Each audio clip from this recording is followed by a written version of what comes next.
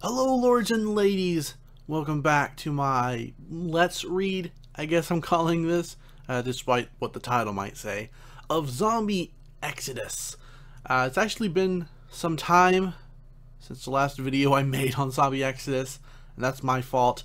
In the list of things that were among the highest priority, Zombie Exodus, which was a once-a-week series, wasn't high on my list. But since I lost some footage from the video that was supposed to be going up today, I decided to just quickly throw up another video. And since I don't have access to the game that the video was supposed to go up today, which was Story Season 2 of Towns, I don't have access to the game right now. I'm doing Zombie Exodus since that's the simplest one. So, when we last left off, I was deciding what to do at this little crossroads here. And I decided last time to help the women fight off the zombies, since I do recall doing that in a previous run. So instead of apparently trying to go a different route than my previous run through, I'm going to try to keep it similar, because that's not going to confuse me when I actually do get to replay my previous run. Although I don't think I should, because I don't remember much of it. Alright, so boom. Ooh, it actually has pictures. I don't think they had them the last time I played this. Okay. You move towards the reception area to gain a better view of the action. The zombie bike messenger is in a skin-tight red and black racing suit. He appears almost comical as his helmet is strapped across his back, bouncing as he chases his potential victims.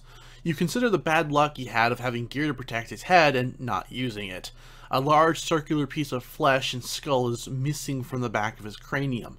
You hear the soft hum of his MP3 player on full blast as the earbuds dangle around.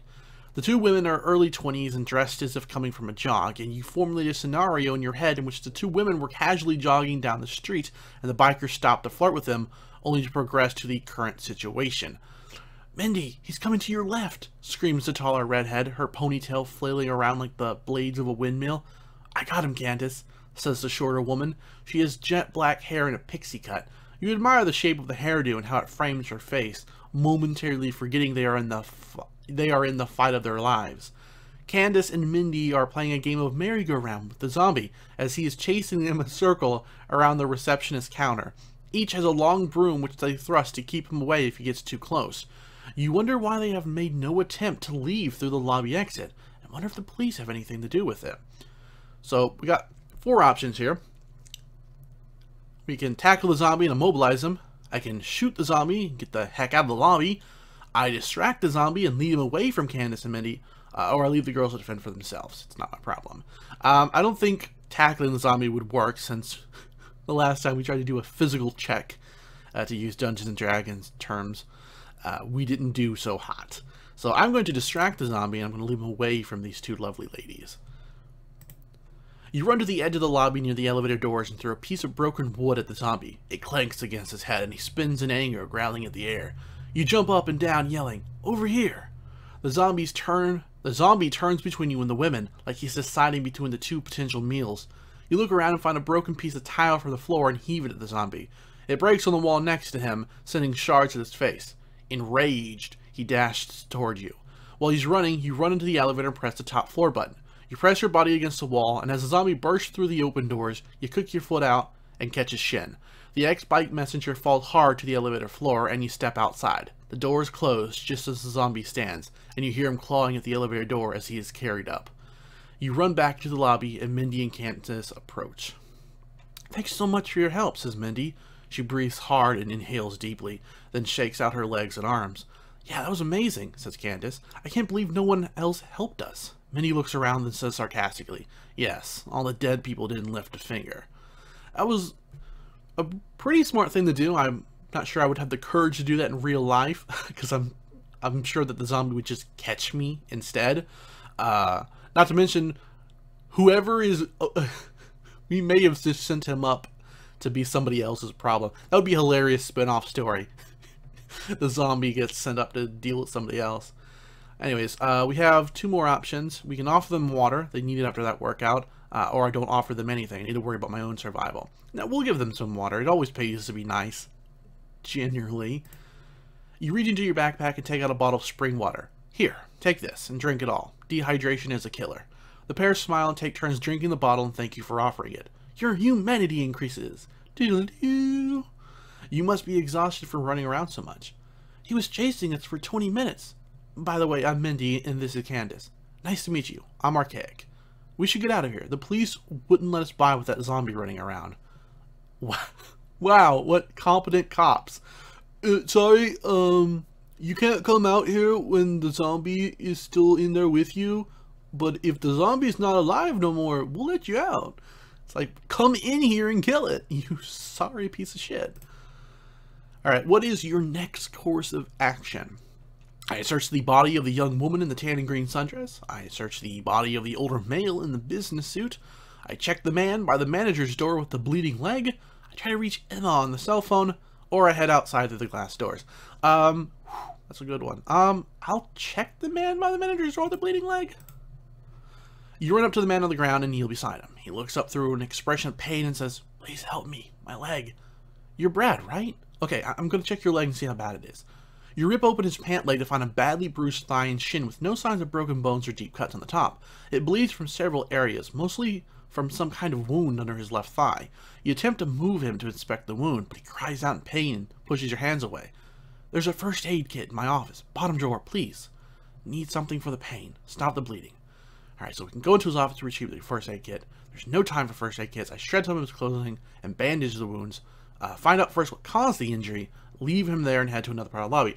It's plausible that he got bit, because what else could possibly have bitten him? I feel like it's too much of a... I think it's too much of a coincidence that it would be anything else. Let me see what my stats are. My humanity is 59%. What do I have on me? I have a revolver, shotgun, backpack, food, water, whiskey, cigarettes. Do I have... Oh, I'm slightly injured. I guess we'll go get into his office and get a first aid kit, because, I mean, it looks like I can bandage his wounds, but I didn't think I had any on me. Let's just go in there. Oh, wow. You check the door to the office, which is closed and has sustained a great deal of damage. The bottom panel is broken in where sharp shards of wood and large gashes decorate the rest of the surface. The frame is pushed in and jammed shut, though the door is locked from the inside anyway. You glance around and can't see anything around that you can use to pry the door open or bash it in. Brad, are there any tools around? A hammer or a crowbar? Brad doesn't answer and stares straight past you. You check his throat and find no pulse. His skin is yellow and green dots are forming over his face and hands. You take a few steps back and watch in horror at the transformation. Oh, I remember this from the original playthrough. I should have done something else. The green dot... I shouldn't even have checked on them. I should have checked some of the other dead bodies. The green dots reshape into large lesions and spread at an alarming rate, as if a ripple in a pond from a stone. Having another zombie running around this lobby seems like a terrible idea. You consider your options. Quickly check another area of the lobby. Sure, alright. No, he'll come back. Kill Brad. It's only a matter of time before Brad becomes Zombie Brad. You remember the old saying, an ounce of prevention is worth a pound of getting your throat bitten, or something like that. Anyway, Brad is already dead, and you want to keep him that way. You take out your revolver and place it against Brad's temple. You look away and pull the trigger. A popping noise is all you hear, and Brad's body slumps over the ground next to his office door. A spray of blood smears the wall, which sticks to the surface and congeals, like drops of gum, rather than running down the wall as liquid does. Next, you return to the center of the lobby, head to the triple glass doors, and go outside. Let's go to the center of the lobby. Let us search the businessman. Oh boy, I think they're all zombies. You kneel beside the tall and slender older man in the brown business suit who is face up and staring at the ceiling with dead glazed eyes.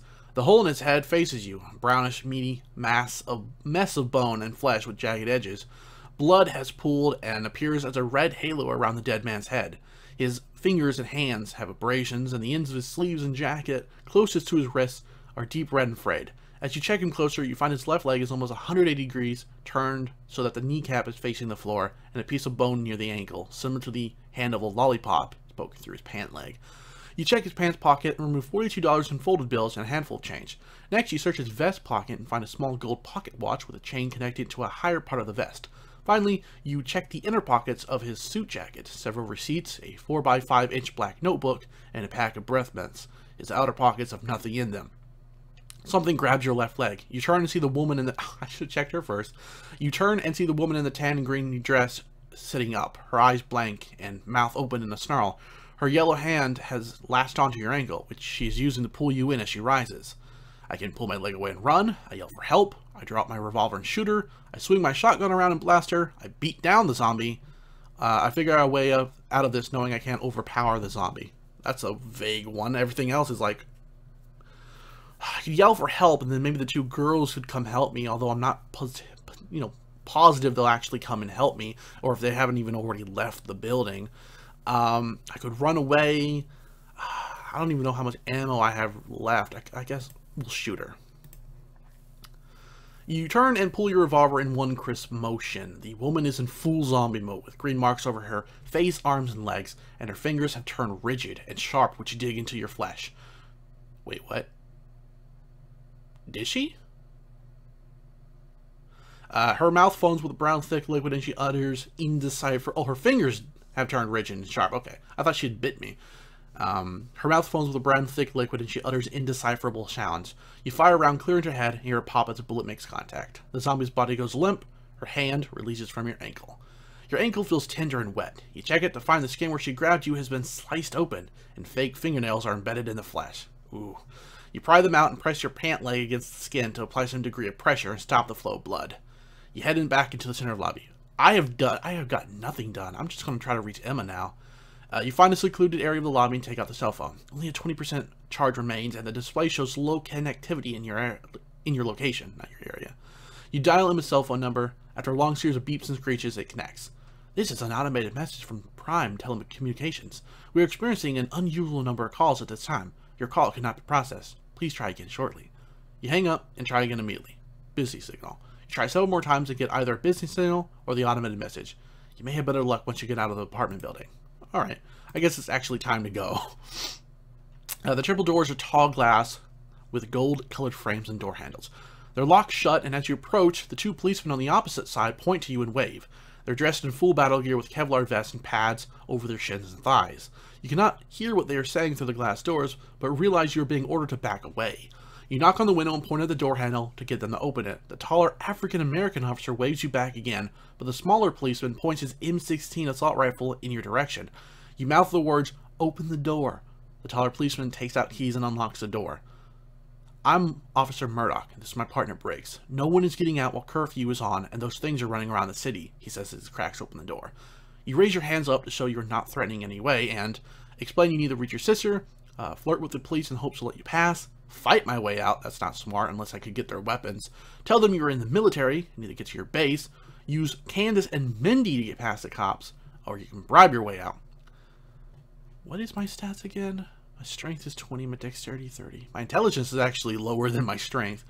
I am sad. Oh, actually, I am a soldier. I guess... Oh, hey! I could actually get out. I forgot I was a soldier. I thought I was like a priest, because I thought I was going the original route that I went in the previous game. But I guess I went with soldier. And my strength is that low. Huh. Okay. Tell them I'm military. You step up to the door and announce in an authoritative voice, "Officer, I am First Lieutenant Archaic King, 3rd Ranger Battalion. I'm on my way back to the base. We were called active to help during the current crisis." Murdoch leans against the door and turns to face Briggs, who lowers his weapon. "Where's your uniform?" Briggs asks. Okay, I can act aggressively, make them realize you are their superior and they need to follow your orders. Be truthful, appeal to their sense of patriotism, or lie and tell them you're part of a secret anti-zombie task force. Be truthful? I don't remember what the truth is. You stand crisply before them and put on the most sincere face you can muster. You speak eloquently and directly. "Officers, I'm trying to reach my sister and have not been active in the military for some time. Frankly, my only priority is to find her in this crazy city and hope she is still alive. I can only appeal to you both as Americans to let a former soldier out to look for her." maybe I should have said something different.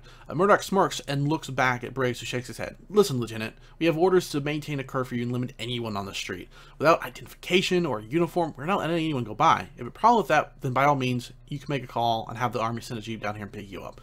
You realize this is not a good approach to getting outside. You consider other options. I've already explained that I need to meet get my sister, and they still haven't said it's a good thing. Mandy? Maybe? Sorry, officer. Be right back, you say, and step forward.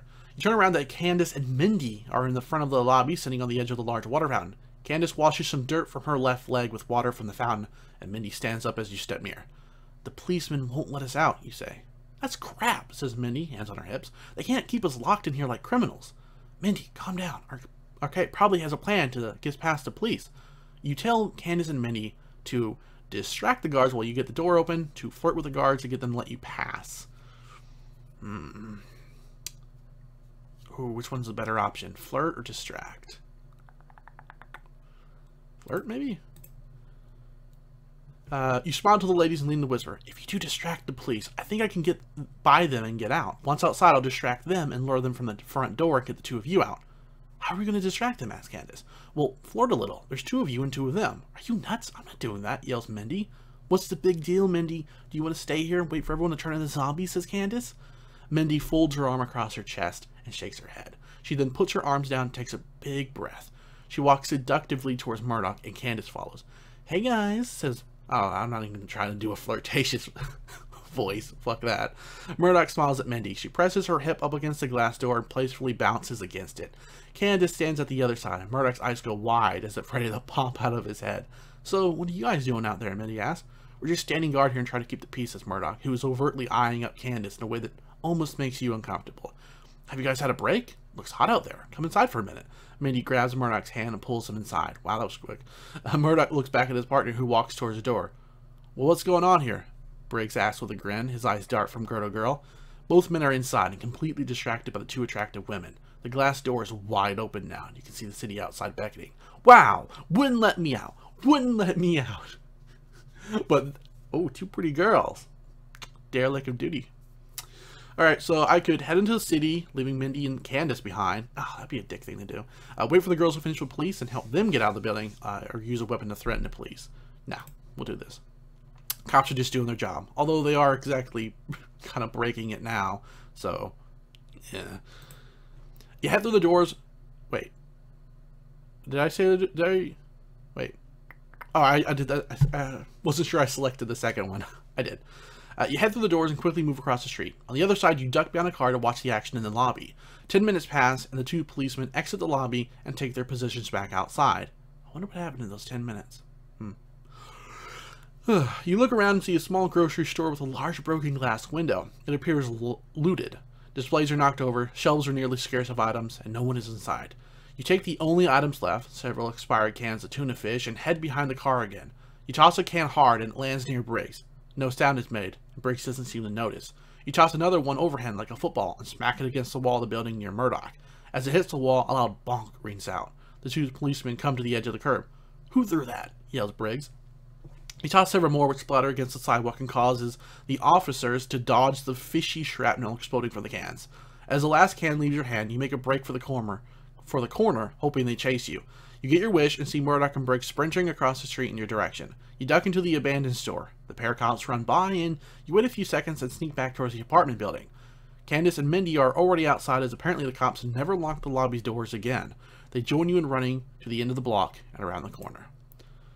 You head around the corner, somewhat out of breath from running. Mindy and Candace stop next to you, bent over, hands on their thighs. You scan the area. The streets appear empty. You would like to stick around and chat with your new friends, but have to find your sister. It's dark now, and her chances of being in trouble are ever increasing. You've already encountered several zombies, and the numbers are rising dramatically. Hey, Archaic, we really appreciate your help, but we have to split, says Mindy. No problem, I understand. My boyfriend called, and he's heading outside the city as soon as we reach him. We're gonna run there now, says Candace. Hopefully we can catch up to you at some point. I hope you find your sister. You hug each girl goodbye and wish them luck. They run south down the street. You're once again alone. And that's where we're going to leave off, because the next chapter is into the city, and I think that makes a perfect jumping off point for the video. So, want to say thank you guys for watching. Hope you enjoyed the video. I know it's really drastically different from any of the other type of video that I'm doing right now, but I really like Zombie Exodus, and if there's one thing I love to do on this channel is bring attention to lesser known properties that I adore but not many people really seem to know about. So I really would recommend buying Zombie Exodus. It's on Steam. It's not a bad price for what you're getting. You're getting like hours of entertainment. Sure, you're reading and not actually like playing anything, but it's still really fun. So I highly recommend it. Thank you guys for watching. Hope you enjoyed. Take care.